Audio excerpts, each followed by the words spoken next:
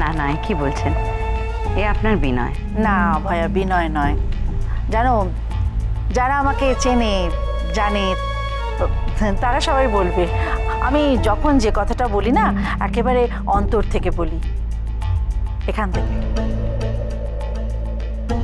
আমি তোমাকে বলছি, আজকে আমাদের সমাজের প্রত্যেকটা মেয়ের কাছে তুমি হলে ইন্সপিরেশন।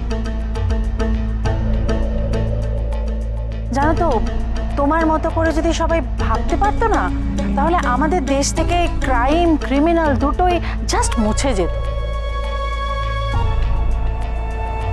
আমার কি মনে হয় জানেন ম্যাডাম, আপনি বোধহয় একটু বেশি তাড়াহুড়ো করে ফেলছেন।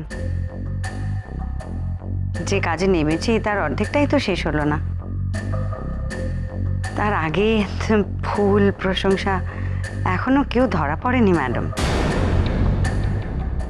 আমি আপনি সবাই সমান, জানেন তো। আসল ক্রিমিনাল ধরা পড়লে আমার আপনার দুজনেরই রাতের ঘুমটা একটু হলেও ভালো হবে।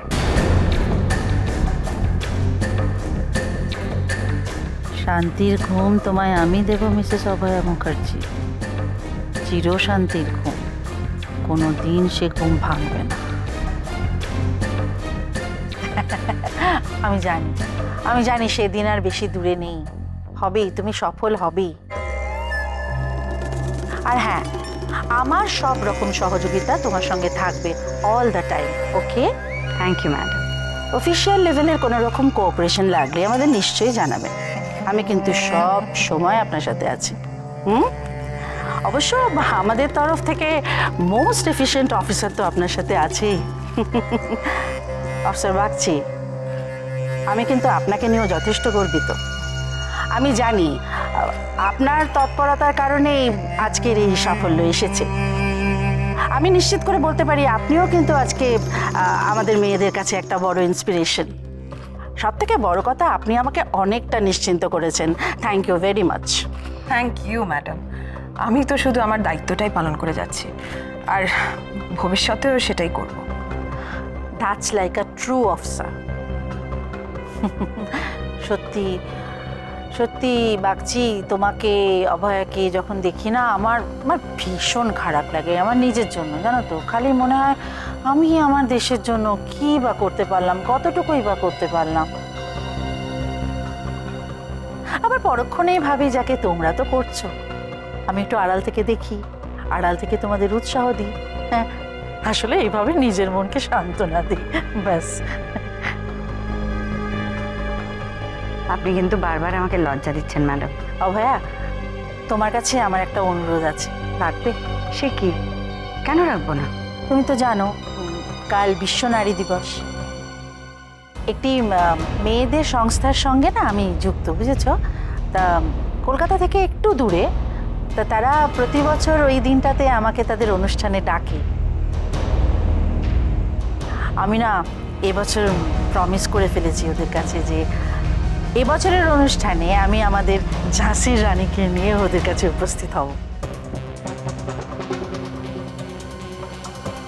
কিন্তু আমি না, আমি জানি তুমি কোনো পলিটিক্যাল কালারে থাকতে চাও না, আমি জানি, কিন্তু বিশ্বাস করো এটাতে কোনো রকম রাজনীতির রং নেই। এটা একদম সাধারণ একটা মানুষের উৎসব।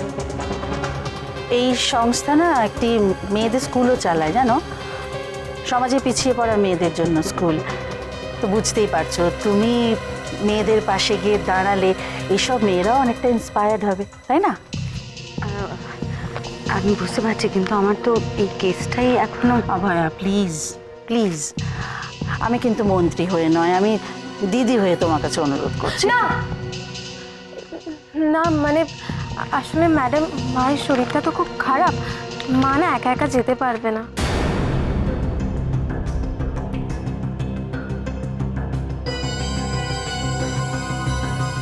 অভয়া মুখার্জির মেয়ে, গুড, বেশ ভালোই তৈরি করেছে দেখছি।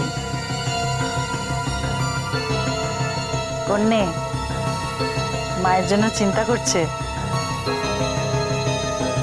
তা হ্যাঁ বাবা, তোমার সাথে তো আলাপ হয়নি, কি নাম তোমার? ঈশানী মুখার্জি। বাহ, ভারী সুন্দর নাম তো। শোনো, মেয়েরা না সব পারে। মেয়েরা চাইলে ভালো মাও হতে পারে, দশভুজাও হতে পারে, আবার দেশের সেবকও হতে পারে, তাই না? শোনো, আমি বলি কি, তুমি তোমার মায়ের জন্য একদম চিন্তা করো না।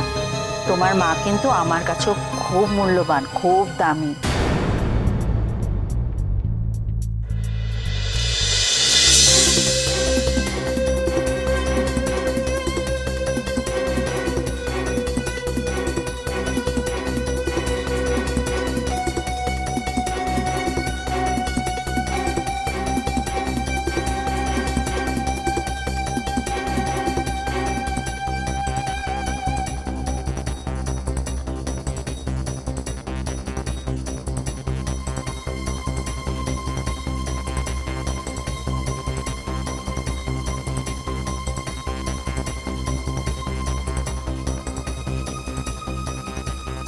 গুড ইভিনিং চিফ, আমি বলছি প্রবলেম সলভড।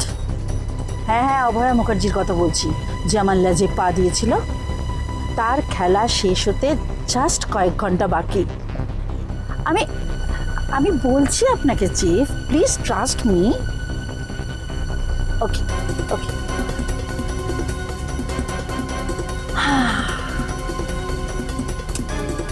সত্য, একটা গান চালাও তো।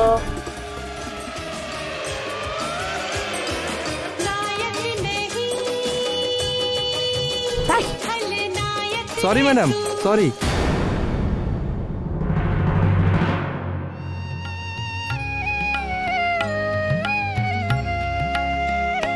বড় আশা করে এসেছি গো কাছে ডেকে নাও। মিষ্টি দি, কি গো এরকম চুপ করে গেলে কেন? আমি তো ভাবতে পারছি না, মিনিস্টার নিজে বাড়ি বয়ে এসে ইনভিটেশন দিয়ে গেলেন। তোমার যে কি হয় না, দেখো মুখটা কেমন করে আছে। এই গুনগুন, গুনগুন আমাকে না চিমটি কাটতো, আমার বিশ্বাস হচ্ছে না চিমটি কাটাচ্ছে আমাকে। দিদি, আমার মনে হচ্ছে চিমটিটা মাকেই কাটতে হবে, কারণ মা তো কোনো রিয়াক্টই করছে না। সত্যি বাবা, কোনো রিয়াকশন নেই, কোনো এক্সাইটমেন্ট নেই। তুমি জানো কালকে আমাদের কলেজে তোমাকে নিয়ে কি হয়েছে এটা হবে? কি এত ভাবছো অভয়া? এত আনইজি লাগছে কেন তোমাকে?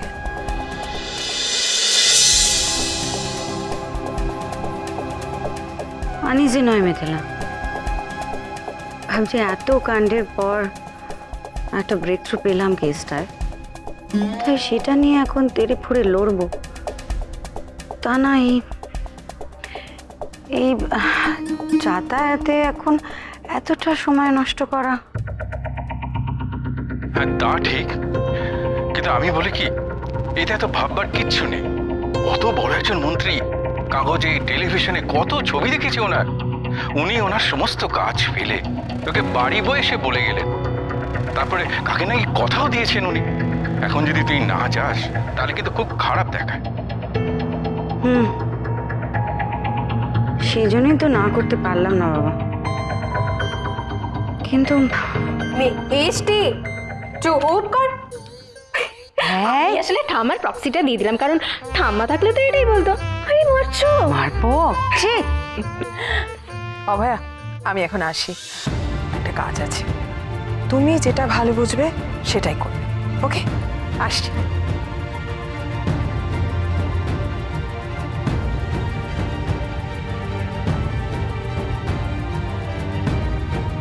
ওই দেখো আবার গোয়েন্দার মতো ভাবতে বসলে। আরে বাবা, কালকে সকালে বেরোনো, কত লোক আসবে, তারপরে একটা শাড়ি পরতে হবে না? আমাকেও তো ড্রেস চেঞ্জ করতে হবে। চলো চলো চলো চলো, শাড়ি বাজবো। চলো চলো চলো, বলো না। চলো চলো।